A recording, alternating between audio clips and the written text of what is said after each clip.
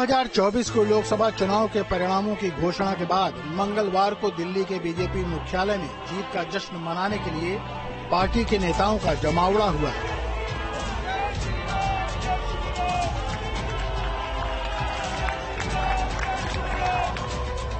Party के पदाधिकारियों और कार्यकर्ताओं का हुजूम उमड़ा था। पार्टी के राष्ट्रीय अध्यक्ष जेपी नड्डा अपने नारों के साथ कार्यकर्ताओं में जोश भरने की कोशिश कर रहे थे।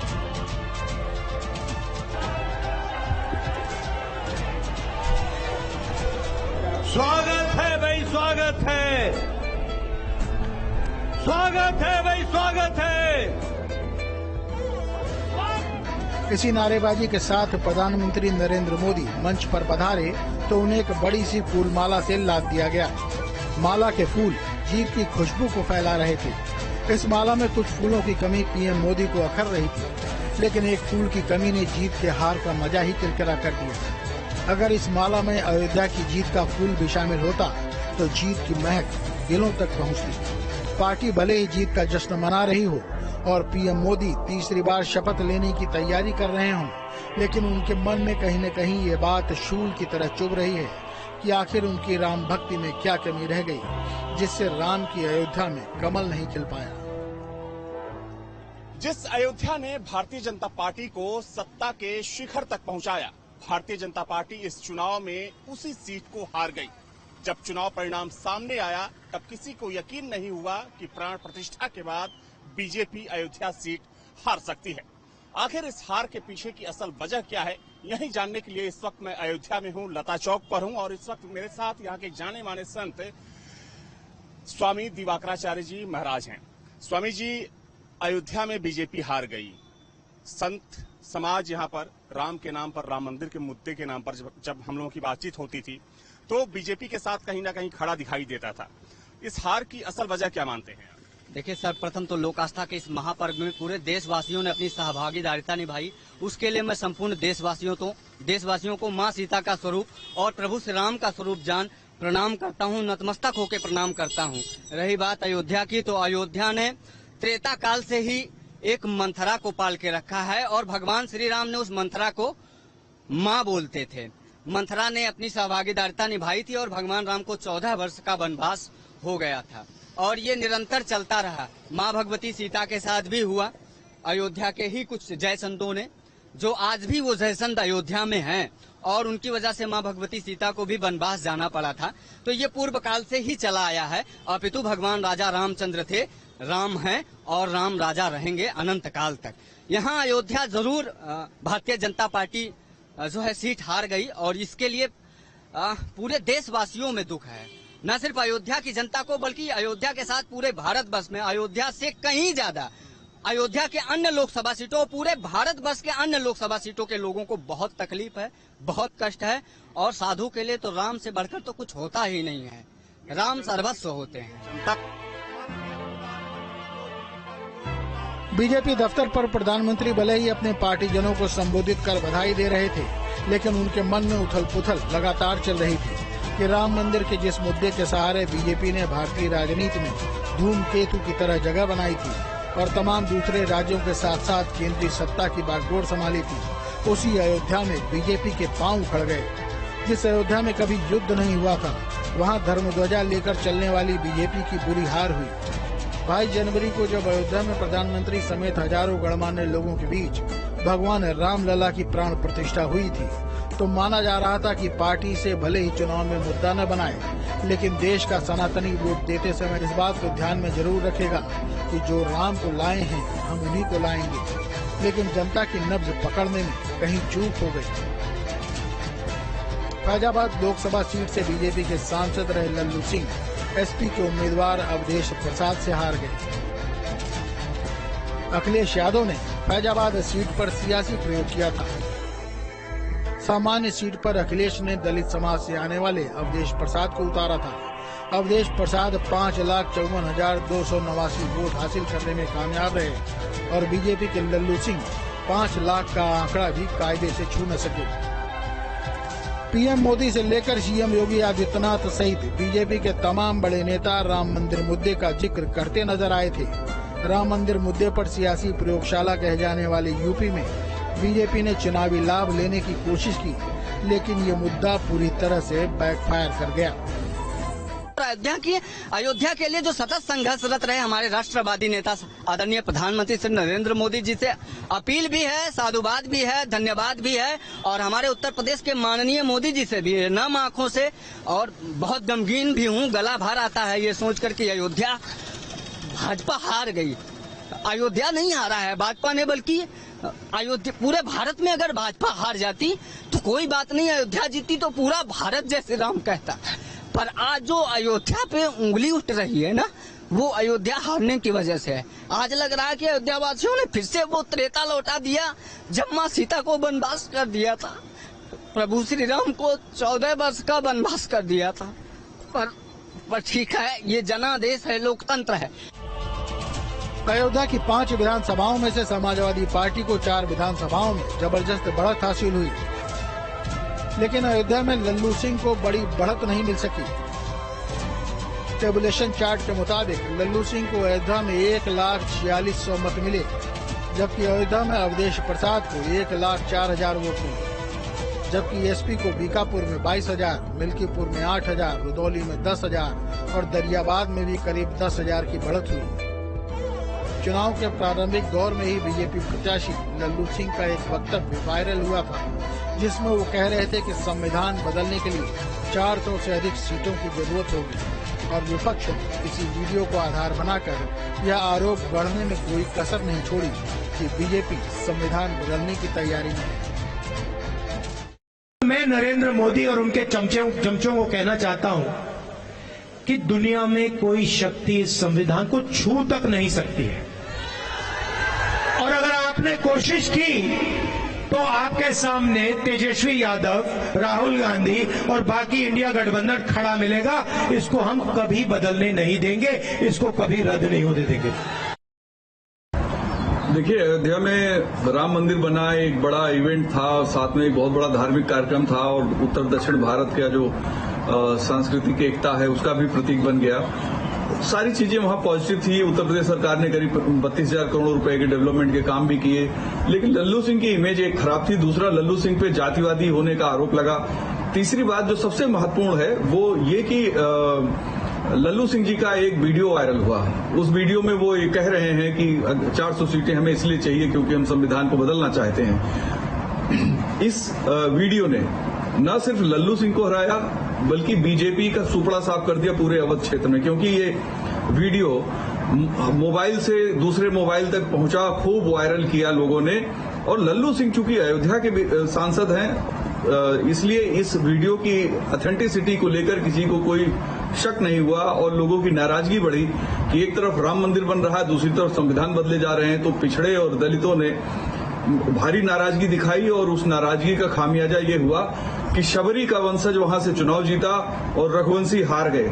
ये एक बड़ी बात है अयोध्या के लिए, और खास तौर पे जब बीजेपी के नेताओं को क्या बोलना चाहिए, क्या कहना चाहिए, किस तरह से कहना चाहिए, वो अपनी पार्टी लाइन को ही अगर सही ढंग से नहीं पेश करेंगे तो चुनाव में इस तरह के हश्र होने तय हैं। मोदी सरकार इस भ्रम में थी कि राम मंदिर के निर्माण के साथ साथ अयोध्या में जब इंफ्रास्ट्रक्चर खड़ा होगा, 35,000 करोड़ रुपए की सरकारी परियोजनाएं जमीन पर उतरेंगी, तो नया माहौल तैयार होगा। अंतर्राष्ट्रीय हवाई अड्डे का निर्माण, रेलवे स्टेशन का विस्तार, सड़कों का चौड़ीकरण और फ्लाईओवर का विकास, परिक्रमा मार्ग बना तो सबने खुशी का इजहार किया। लोगों को जमीन के मुआवजे भी मिले। राम मंदिर बन जाने और आवागमन की सुविधाएं हो जाने से अयोध्या में धार्मिक पर्यटन को बढ़ावा मिला और लाखों की संख्या में पर्यटक आने लगे। स्थानीय लोगों को रोजगार लाभ देने लगा। लेकिन राम मंदिर निर्माण के लिए जो घर और दुकानें 14 किलोमीटर लंबे रामपथ और दूसरे पथों को बनाने के लिए तोड़ी गई थी, उनमें सभी लोगों को मुआवजा नहीं मिल सका था। मुआवजा उन्हीं को मिला जिनके पास दुकानों के कागज थे, जिनके पास 200 साल से भी पुरानी पुश्तैनी दुकान थी और कागज नहीं था, वो मुआवजे से महरूम रह गए। ऐसा एक बड़ा तबका सरकार से नाराज था। अब यहाँ पब्लिक गुस्सा है, वही से हो गया क्या? पब्लिक यहाँ गुस्सा है और क्या? पब्लिक गुस्सा है किस चीज को लेके? दुकान घर सबका सब मकान चला गया। सड़कों का जो चौड़ी हाँ, सबका दुकान वही से। अच्छा। उसके बाद में सर यहाँ पे जो है अपना कुछ जो सड़कें चौड़ी हुई हैं, चारों तरफ की हर एक घर लगभग सड़क के किनारे टूटे हुए हैं। मुआवजा किसी को 30,000, किसी को 50,000। 10 फुट का मकान टूट रहा है, 10,000 या 20,000, 50,000 रुपए मुआवजा मिल रहा है। क्या है वो नाराज रहेंगे? बिल्कुल सरकार से नाराज, एक नाराजगी, बिल्कुल नाराजगी है, बहुत ज्यादा नाराजगी है।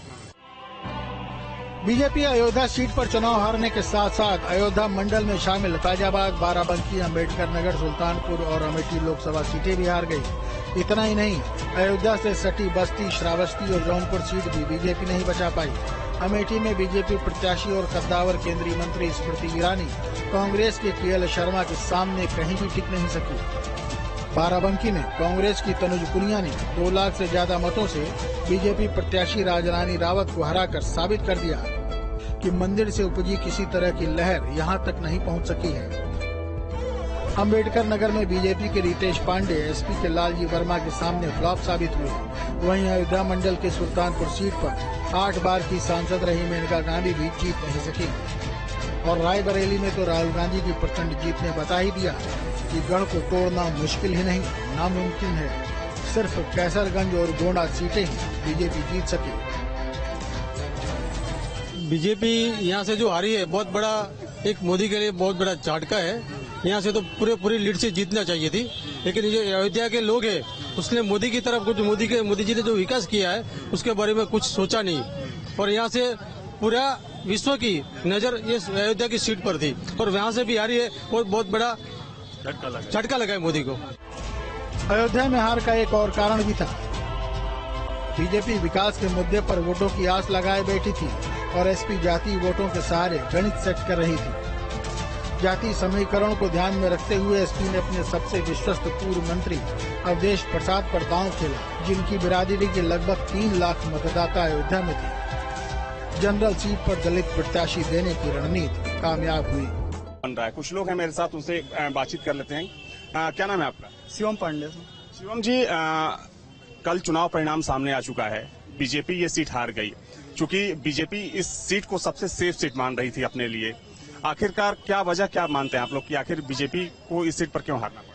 सर वजह इसकी मेरे हिसाब से 2-3 वजह हैं। कुछ तो जातीय समीकरण पे भी जाता है। आपको लगता है कि जाति पर वोट जमकर हुआ है? हाँ हुआ है, बिल्कुल सर हुआ है। हमारे इधर तो मैं देख रहा हूँ बिल्कुल हुआ है। लेकिन चिंता का विषय सिर्फ अयोध्या में या अयोध्या मंडल में हार नहीं। बीजेपी ने इस बार चुनाव में पिछली बार के मुकाबले आधी सीटें गंवा दी हैं। अयोध्या तो झांकी है, काशी मथुरा बाकी है।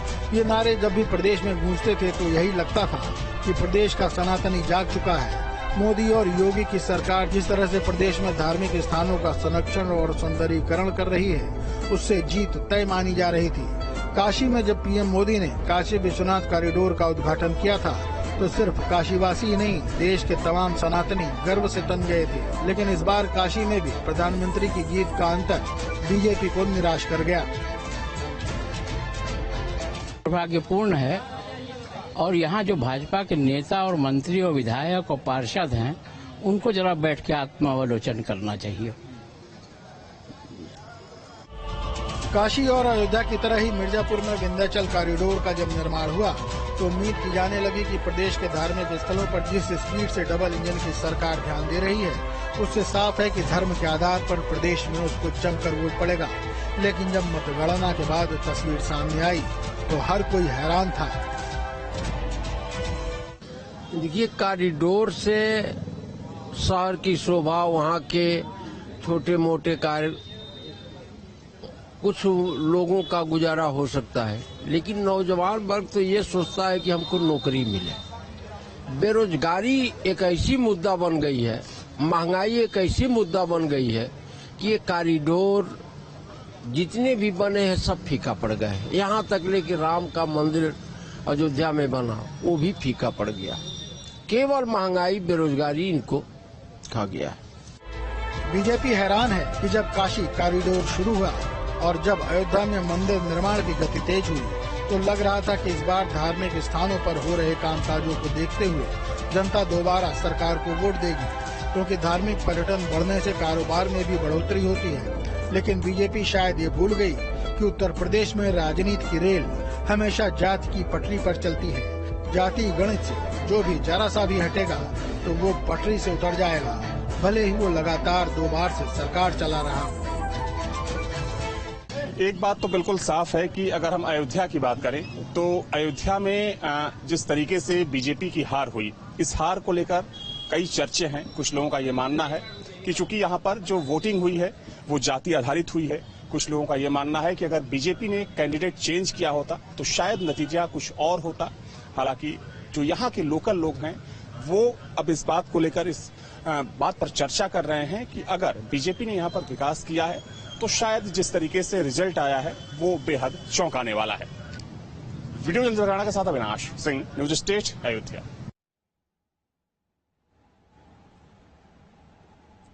और दिल्ली में फिर से मोदी सरकार बनने वाली है, तो वहीं इंडिया गठबंधन ने सरकार बनाने को लेकर अपने पत्ते नहीं खोले। चुनावी लड़ाई तो वो हारी ही, सरकार बनाने की रेस में भी वो फिलहाल बाहर होती दिखाई दे रही है।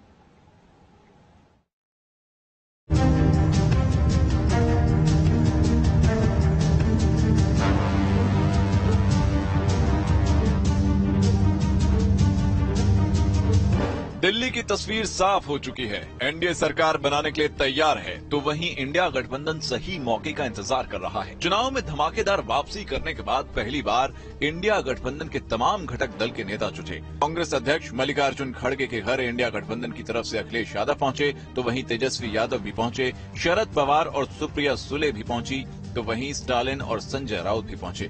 राहुल, प्रियंका और सोनिया गांधी ने सभी नेताओं को बुके देकर सम्मानित किया। बंद कमरे में सरकार बनाने और बिगाड़ने को लेकर चर्चा हुई और जब मीटिंग खत्म हुई तब मल्लिकार्जुन खड़गे ने इंडिया गठबंधन का एजेंडा सामने रखा। This is a mandate in defence of the constitution of India and against price rise, unemployment and chronic capitalism and also to save democracy. The India bloc will continue to fight against the fascist rule of the BJP led by Modi. अपने बयान से खड़गे ने यह साफ कर दिया कि इंडिया गठबंधन फिलहाल सरकार बनाने की जल्दबाजी नहीं करेगा। उन्होंने साफ कहा कि हम सही वक्त पर सही फैसला लेंगे। सरकार बनी नहीं, लेकिन प्रधानमंत्री को लेकर इंडिया गठबंधन में अभी से सिर्फ उटव्वल शुरू हो चुका है। खड़गे के घर के बाहर अखिलेश के समर्थकों ने अपने नेता को पीएम बनाने को लेकर नारेबाजी की। सरकार बनाने को लेकर इंडिया गठबंधन पत्ते नहीं खोल रहा है, तो वहीं इंडिया गठबंधन के नेताओं की हसरत लगातार सामने आ रही है। तेजस्वी ने नीतीश कुमार को किंग मेकर बताकर उन पर डोरे डाले, तो वहीं सलमान खुर्शीद ने कहा जिसके पास नंबर होगा वही सरकार बनाएगा। कि हम लोगों की पुरानी मांग रही है, जिसका समर्थन नीतीश कुमार जी ने भी किया है और एक अच्छा मौका है उनको किंग मेकर के रूप में अगर है तो कम से कम इतना तो होना चाहिए कि बिहार को विशेष राज्य का दर्जा दिलवाएं और पूरे देश में जाति जनगणना करवाएं। अगर हमारे पास नंबर्स हैं तो हमारे नंबर्स मानने चाहिए, अगर उनके पास नंबर्स हैं तो यकीनन उनके नंबर्स माने जाएंगे। अब नंबर्स सचमुच हैं कि नहीं है, ये आगे जब मामला खुलकर सामने आएगा तो आपको पता चल जाएगा। इंडिया गठबंधन की रणनीति साफ है, वेट एंड वॉच। यही वजह है कि उनके नेता सही वक्त के इंतजार में हैं। Team news state. अयोध्या से पूर्व सांसद लल्लू सिंह को चुनावी मैदान में हराने वाले अवधेश प्रसाद से हमारे सहयोगी ने खास बातचीत की। अयोध्या की सीट पर जीत दर्ज करने वाले हमारे साथ इस वक्त समाजवादी पार्टी से सांसद अवधेश प्रसाद जी हैं। बहुत बहुत स्वागत है आपका। आपकी जीत के बाद एक वीडियो सबसे ज्यादा वायरल है जिसमें मंच पर अखिलेश यादव जी आपको पूर्व विधायक कहते हैं और फिर कहते हैं आप सांसद बनने वाले हैं। क्या कहना चाहेंगे? अब तो वो सच भी हो गया। मैं आदरणीय अपने नेता और राष्ट्र के महान नेता समाजवादी पार्टी के राष्ट्रीय अध्यक्ष आदरणीय अखिलेश यादव जी के प्रति आभार प्रकट करता हूं और उन्होंने मुझे एक ऐसी सीट जो जनपद अयोध्या में है, 54 फैजाबाद की सीट, जो सामान्य सीट है और मैं शेड्यूल कास्ट में आता हूं, मेरी सब कास्ट पासी है, I belong to scheduled caste, समझे।